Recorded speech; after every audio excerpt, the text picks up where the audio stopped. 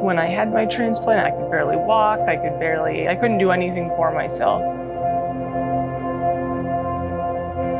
The first time to stand up was all I could do.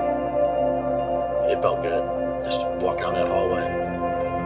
I think I felt right away like that magnetic pull was definitely meant to be.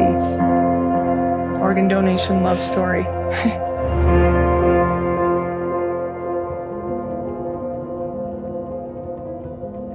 I wasn't sick before. My mom happened to be a nurse, and my liver enzymes happened to be in the thousands. I know my parents were absolutely devastated. They thought I was gonna die. And I remember about 3 days of being at the hospital, and then I have no recollection of anything that happened until I woke up. The only thing I remember is like waking up with the sun in my window and wondering where I was. I couldn't do anything for myself, so thankfully I had my parents to help me through it. It took me about a year to fully recover. And then I went back to college, and I ended up getting my degree in health communication. And then eventually I started working at the Heart and Lung Clinic in Grand Rapids, where I met Tracy.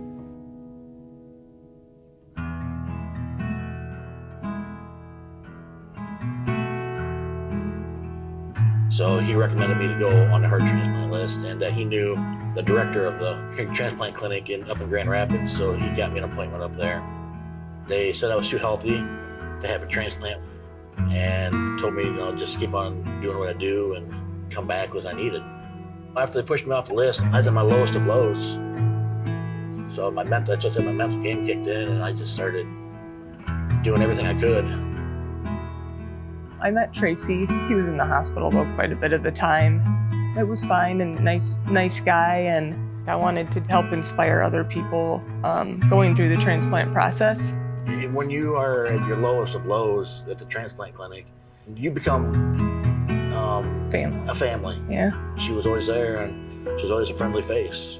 I was going to be moving to a different clinic, and so he happened to come in that day. And I said, hey, let me know if and when you get your heart transplant.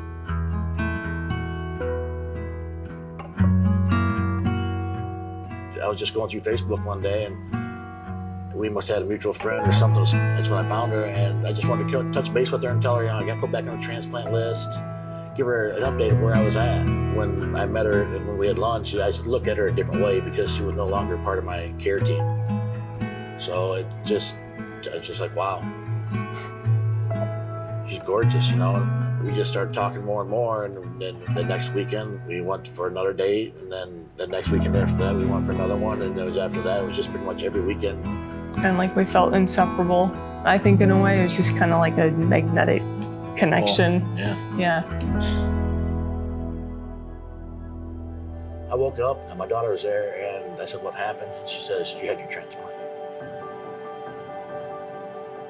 When you're going through the transplant process, you are relying on everybody around you, your family and your caregivers to take care of you, feed you, do whatever they have to do to get you to the point where you can take care of yourself. No one can understand what you're going through unless they're going through it. Watching him, have his transplant, I wanted to be there as much as possible, just stay strong for him as well. I got out of the hospital at the end of May, I think it was May 29th. And on her transplant anniversary, June 14th, I asked her to marry me. So it was pretty funny. And then he said, turn around, and then he was on his knee, and I was like, oh my gosh. I said, I'm on anti-rejection meds, you can't say no to me. Like to think that maybe my positive outlook and us being together was definitely meant to be. I love you. I love you more. No.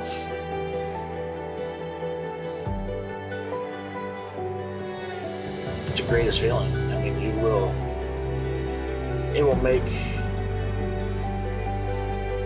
It'll change your life to the point that you can't even imagine unless you are in the shoes of being a recipient.